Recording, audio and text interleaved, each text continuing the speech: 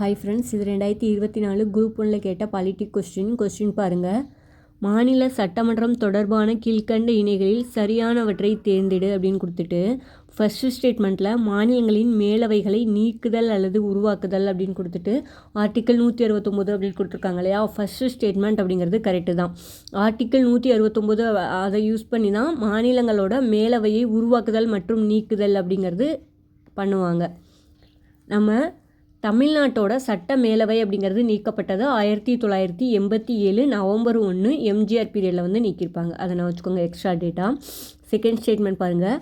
மாநில சட்டமன்றங்களின் பதவிக்காலம் அப்படிங்கிறது ஆர்டிக்கல் 172 அப்படின்னு கொடுத்துருக்காங்க.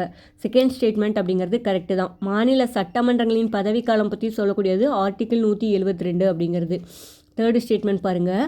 ஆளுநரின் சிறப்புரை ஆர்டிக்கல் 174 அப்படின்னு கொடுத்துருக்காங்க. அந்த ஸ்டேட்மெண்ட் அப்படிங்கிறது தவறு. ஏன்னா ஆளுநரின் சிறப்புரை பற்றி சொல்லக்கூடிய ஆர்டிக்கல் அப்படிங்கிறது ஆர்டிக்கல் 176 அப்படிங்கிறது.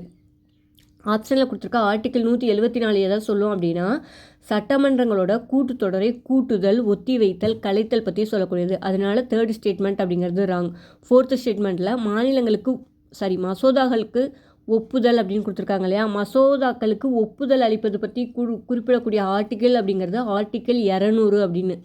அவங்க கொடுத்துருக்க ஆர்டிக்கல் 176 அப்படிங்கிறது ஆளுநரோட சிறப்புரை பற்றி சொல்லக்கூடியது.